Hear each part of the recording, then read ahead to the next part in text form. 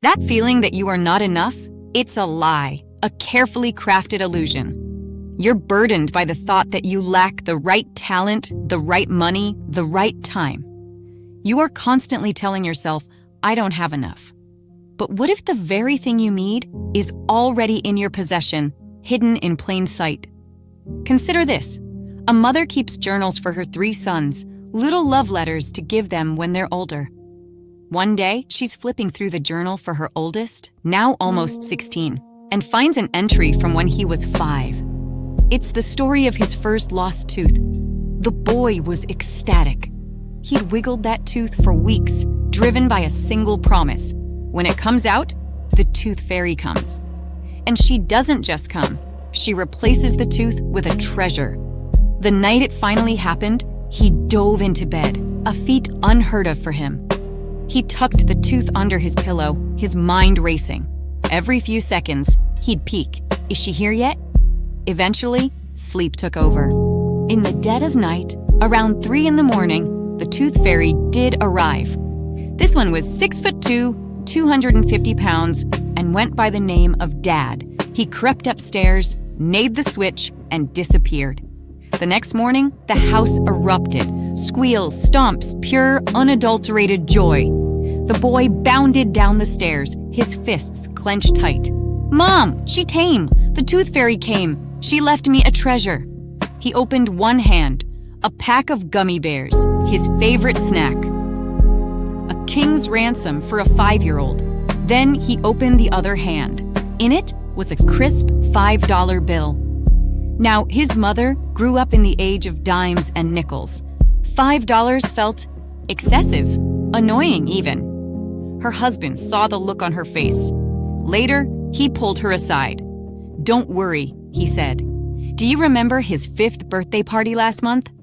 All the relatives came. They all brought cards, and most of those cards had $5 bills in them. We took all that cash and put it in a birthday drawer in the kitchen. At 3 a.m. this morning, I just went to the drawer.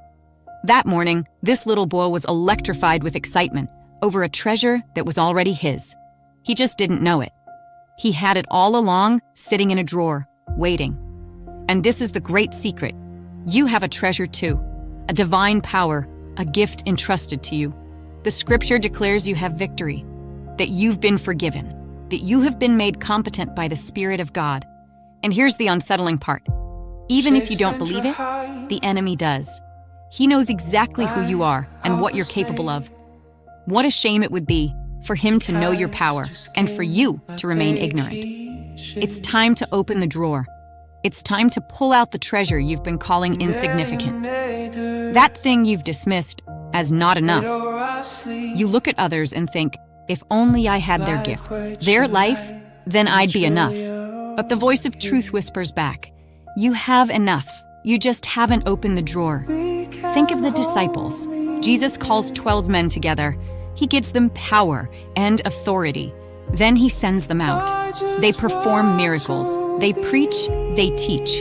They come back exhausted, depleted. They've given everything. Jesus, seeing their exhaustion, says, come away with me. He doesn't send them away to get their act together. The cure for their exhaustion is not a vacation from their purpose. It's deeper intimacy with the source of their power. But then a crowd follows them. 5,000 men, not counting women and children. A hungry, demanding multitude. And the disciples' first instinct, send them away. Jesus, they say, we're in a desolate place. Send these people into the villages to find food. They see a problem, a lack, a burden. They don't realize they are looking at a gift. Jesus turns to them. He says, you give them something to eat. They are stunned. We have no more than 5 loaves and 2 fish. That's it. Unless you want us to go and buy food for all these people? They see their own inadequacy. They want to be sent away to accumulate more, to get more, because they believe that as they are not enough. It is the oldest trick of the enemy, to convince you that you are insufficient for the task at hand. But Jesus knows better. He asks them, what do you have? And before they can answer, he says, go and look. He says it like a parent to a child complaining of boredom a week after Christmas. Go and look. reminding them that what they need is already within their grasp. So they bring him what they have, their pathetic little offering, 5 loaves, 2 fish. And everything changes when you place your small offering in the hands of a multiplying master. He takes their meager gift. He doesn't mock it. He doesn't tell them to come back when they have more. He receives it. Then, looking up to heaven, he blesses it. You don't need more. You just need God's blessing on what you already have. His favor. Favor is what tips the scales. Favor is what opens doors no one can shut. He blessed it. Then he broke it. And he kept giving it back to the disciples to distribute. And it kept going and going. The disciples, who a moment ago were defined by their lack, were now the conduits of a miracle. Every single person in that massive crowd ate until they were fully, deeply satisfied.